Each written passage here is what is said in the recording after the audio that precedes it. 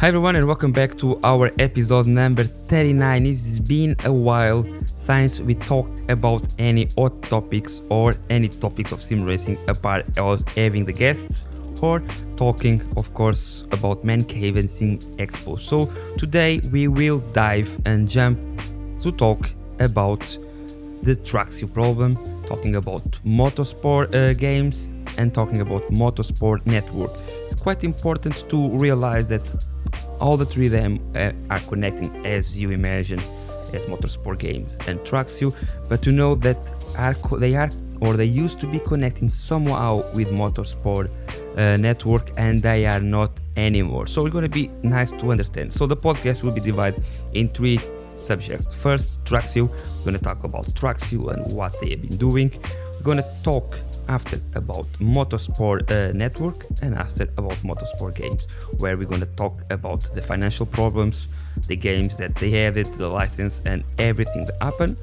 To finish the podcast, I will break down a little bit what options now we have in terms of Simracing Journalism. So all the channels that I want to mention are connected in somehow with Simracing Journalism. So let's gonna have a look. First of all, I want to express a massive thank you to every past present member of Traxion for their dedicated 3 years of hard work. I think running a channel like Traxion is not a small feat.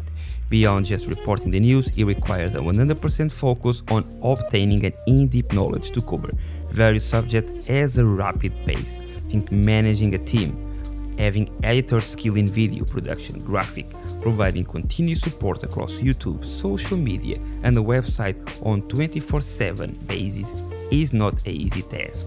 And I think everything comes with a substantial cost, both in terms of time and resource. I think in the game industry, sustaining a niche magazine or editorial page beyond a few years is always challenged due to the financial constraint they face, they're retaining on people, retaining on sponsors. So I think Traxion managed to defy the trend, delivering quality content for a remarkable 3 years in the highest quality possible to our days. But let's shift our focus to what happened. So why Traxion is so important on the landscape of sim racing. So Traxion is not just a web page. It was a vital source of information for sim racing community. They went in the form of video, social media, and even an audio on the podcast. And let's start talking about the podcast. Podcast was already on the 8th series, playing a significant role, while the audio numbers might be a mystery to many. As you know, we don't have access to the numbers. The impact that they had through the videos was huge. Traxion had remarkable episodes featuring guests like Juan Pablo Montoya, Ren Sport, eSport WRC, and much more. So the podcast was sporadic, adding consistency to the channel offering.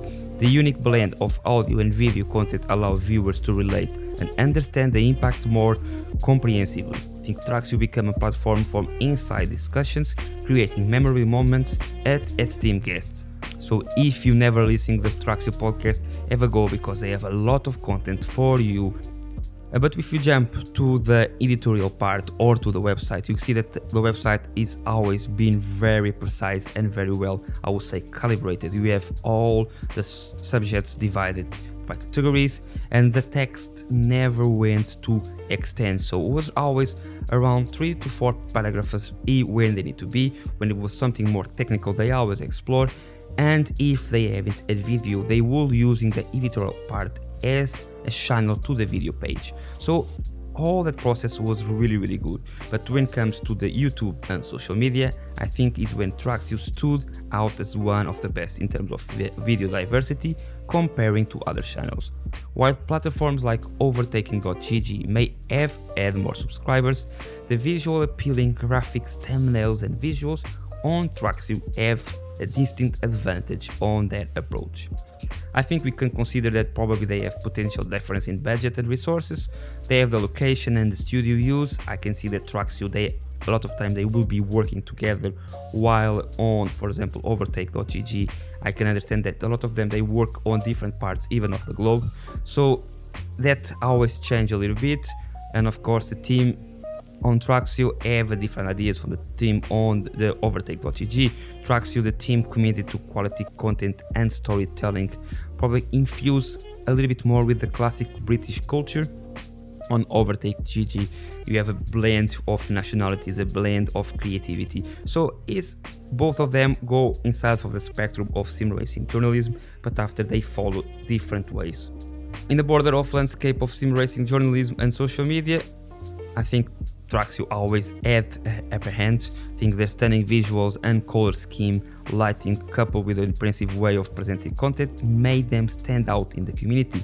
You might see, for example, the Instagram videos, they always have a really top quality. I think the way that they're recording, the lighting always helped for when the video is cropped to go inside of the platform. As we know, Instagram always crop the videos, so the videos not tend to be more than 50 megabytes or a little bit more like that. So the quality was always very good and, really well. I think despite the challenge they face, the fact that Traxion page still accessible to these days is really important. I think if you want, go having a review, go having a check on all the remarkable work done by the team over these years. Before we close this chapter of Traxion and what happened, I'd just like to know that it's quite sad Motorsport Game never announcing or making any public announcing about what happened with Traxion, and I would like to know that I will put the challenge after if we know anything about the IP, if the IP from Traxion will be able for the members to go back, and if they want to continue the work outside of Motorsport Game, they can continue with the work from Traxion outside or not. So it's quite interesting to know what's gonna happen with this one. But of course, the close of Traxion raised concerns, particularly regarding Motorsport Games, and which have faced challenge not only in the game aspect but also in the business standout, as you know. But before we jump on Motorsport Games, let's go to the main or the queen bee owned that company. And of course, have to be Motorsport Network. As you know, they own Motorsport TV, Autosport, Motor1, much more, and of course, Motorsport Games. Motorsport Games as Motorsport Network, they were an American media and technology landscape with headquarters in Miami, Florida, and of course in London, UK. Probably you don't know, but Motorsport have already a lot of investors. I think the main stand ones will be Fernando Alonso and the Formula V founder Alexandre Agar, that already help and making a big part of the company. And after they have partnerships with Ferrari, Mercedes-Benz Motorsport and much more that helps them as a main channel for motorsport. However, in June of 2023, and this part is quite important, Motorsport Network Media was acquired by the GMF Capital, a deal that includes 50 plus websites but excludes the gaming division, and excluding the gaming division excludes Traxion from this package. I think this development sheds light in the challenge facing now by Motorsport Games, as you could understand, and will pave, I will say, a path for the uncertain future. I think the acquisitions, as you know, from Motorsport Network has left many questions unanswered, and one of the questions is why they didn't allow to, or why they didn't want to include the game division. One of the things probably, or a speculation that I will say from my part, is due to the controversies of 2021, controversies of 2022 with the financial problems, and of course the decline of the gaming as a company. But I put again, sorry to repeat, why Traxion was not made part of this deal, because Traxion was not only working exclusive with Motorsport Games, they were writing sometimes titles and writing sometimes subjects or topics for the other part of the Motorsport Network. But let's go now talking about Motorsport Games. As you know, Motorsport Games had a grand entrance in 2018. They acquired a 707 game studio and securing the NASCAR video game license. After they organize or they start creating the Virtual Domain eSports series, in 2021 the company expanded further by acquiring the Studio 397, obtaining the license for IndyCar, Formula E, BTCC, and not exclusive for the WEC, but a lot of the WEC grid. The promise of a console game for BTCC and IndyCar was added to the company ambitious portfolio, but let's have a look on the titles.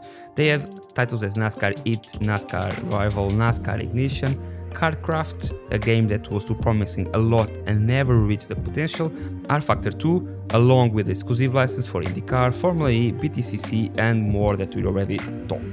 The Motorsport Games held a significant presence in the sim racing, but never put it in practice.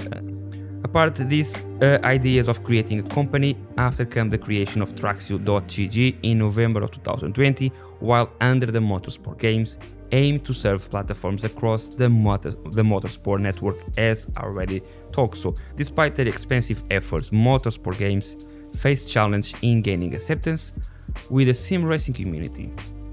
I think this lack of acceptance is unique in the gaming industry, and while I think a lot of the mistakes come by their part, and of course by their part with the bad releases with the NASCAR, they never work very well with rFactor 2 and never beat the struggles that the game was ever. We need to remember that community is always struggling to be unpeaceful. You see now the example with the eSport WRC, when from I would say the left side you have people I would say simp by the game, praising the game and praising the evolutions that the game added. On the other side, you have people that are blasting the game where they need to be blasted with the problems that the game have it.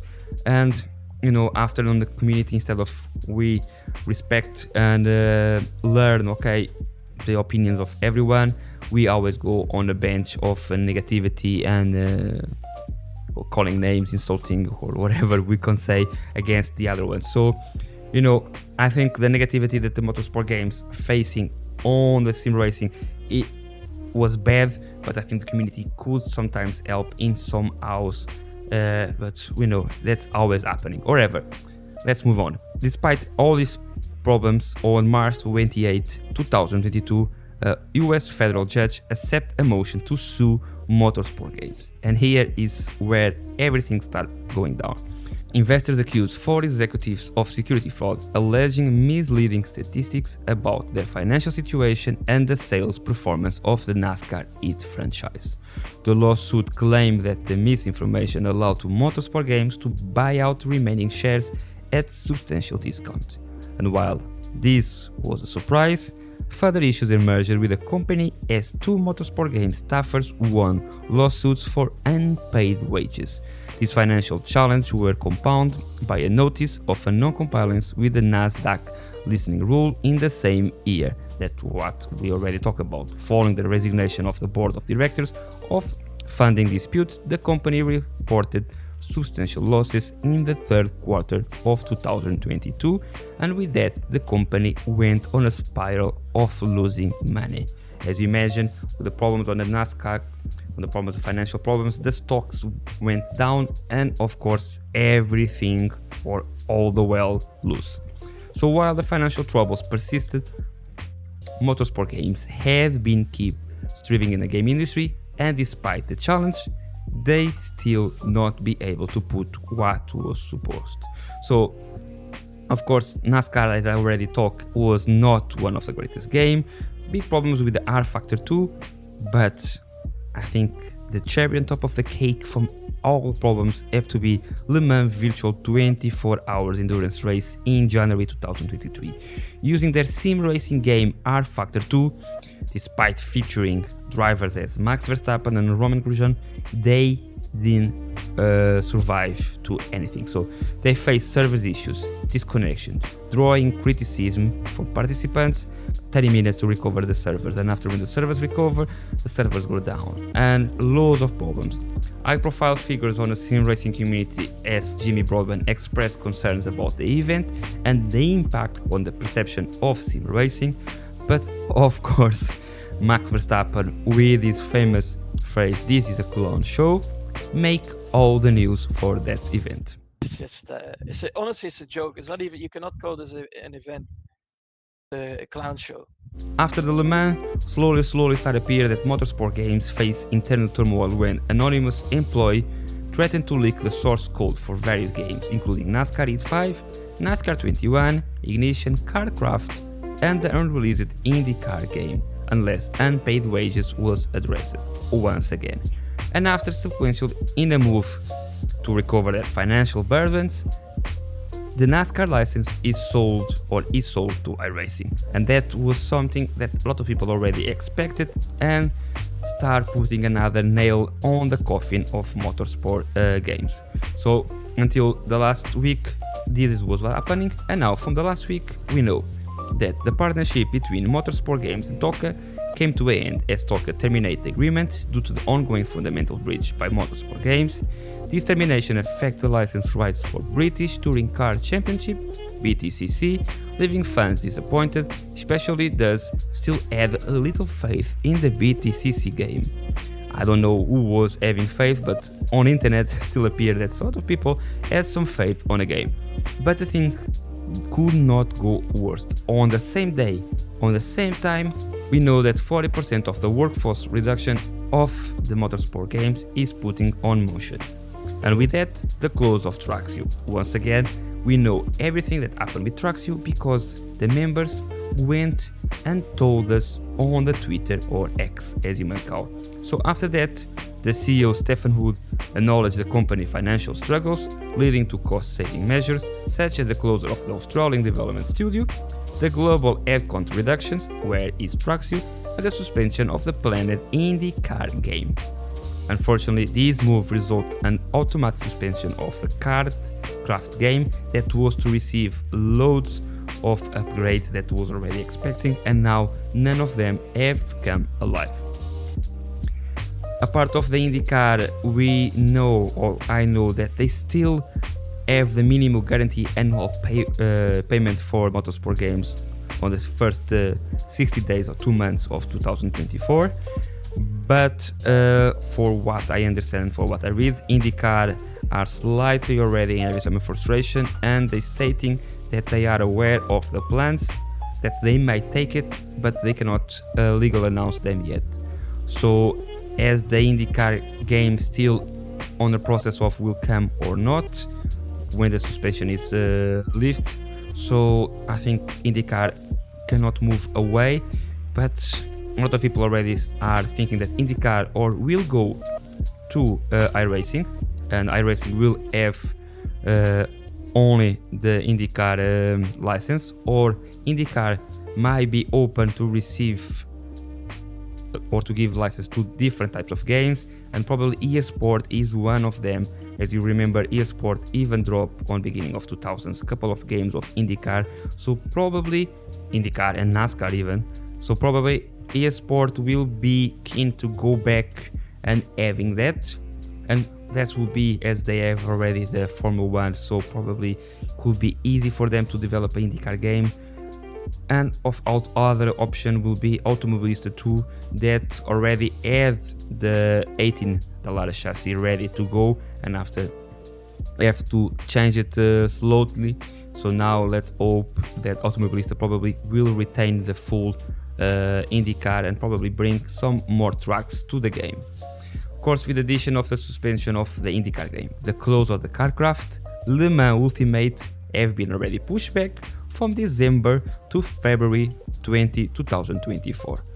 Of course, with that, they say that they want to have the full grid, they want to upload all the full drivers and everything, but with the financial challenge continue with Motorsport Games, and with the report loss of this third quarter of 3.5 million, making already of 16.7 million on this year.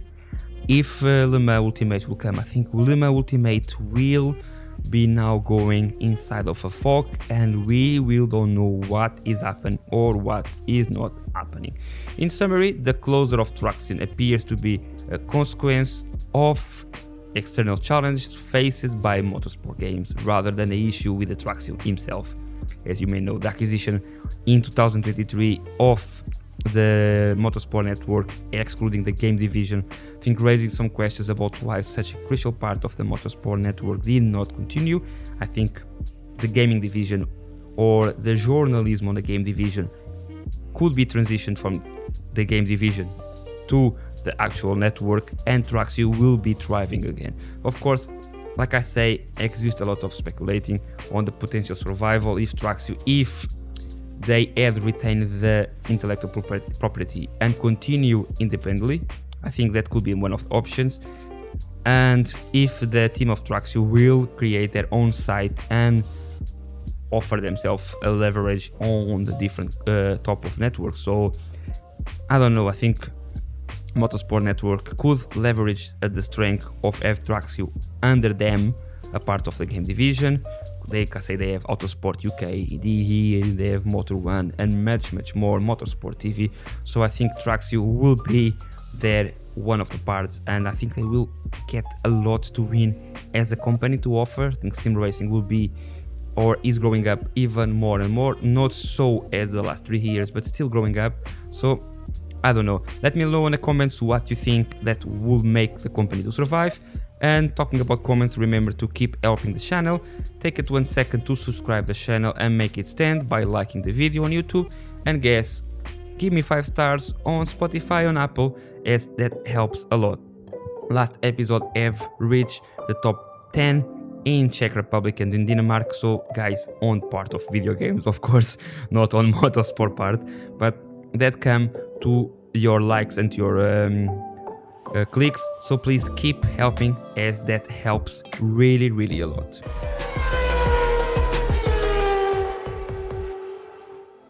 So now let's start and giving you the options that you can have in case if you miss Traxion. Simracing World is a full-go great option for any fan of this niche hobby that we have, from audio, podcast, video and web pages. I will focus and show you the more similar approach when it comes to Simracing journalism.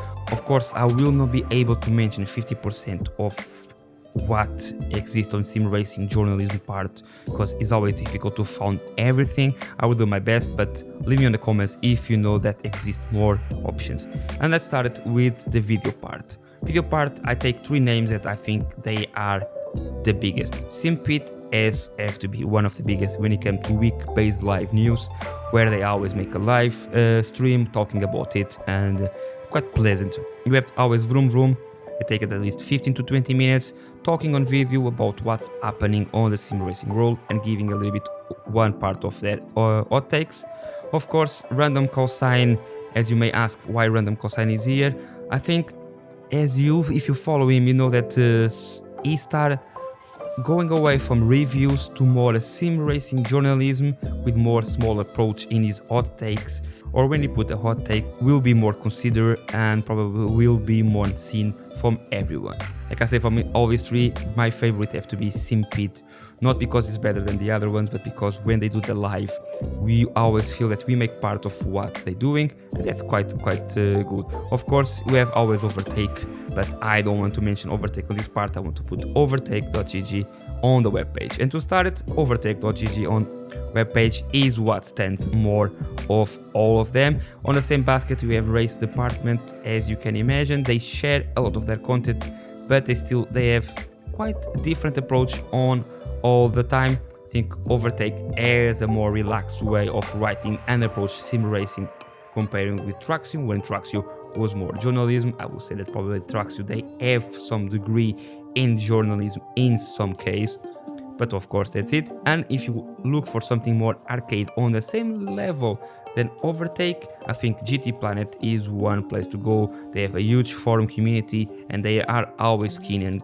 talking about games as Forza Motorsport, Forza Horizon, Crew Festival, Gran Turismo 7 and much more. On mid-tier, not that I'm saying they are not great, they are a little bit down comparing to the level or the volume, I would say, from Overtake. Probably not level, but I would say the volume. First of all, you have Race Sim Central, that is already on the game since 99 and they have a huge following in social media and on Twitter X.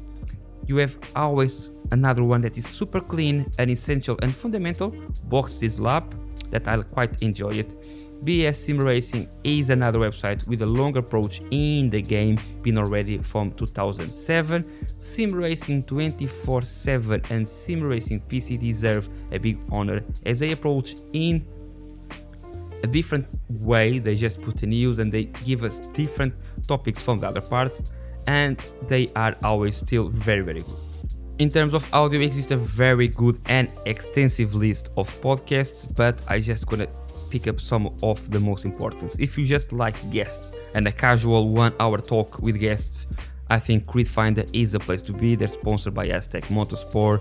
They are every Sunday, they drop a new guest, and Tom is a heck of a presenter. I think they're doing a very good job. They always have a very good list of guests.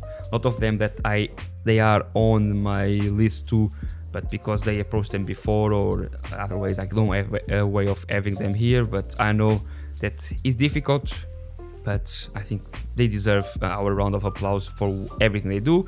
Of course, iRacing Downshift is the official podcast of iRacing and is really interesting. Of course, just focus on iRacing. If you like German podcasts or if you understand German, Simracing Buddies and MacRalph are great podcasts where you should deserve to have a look.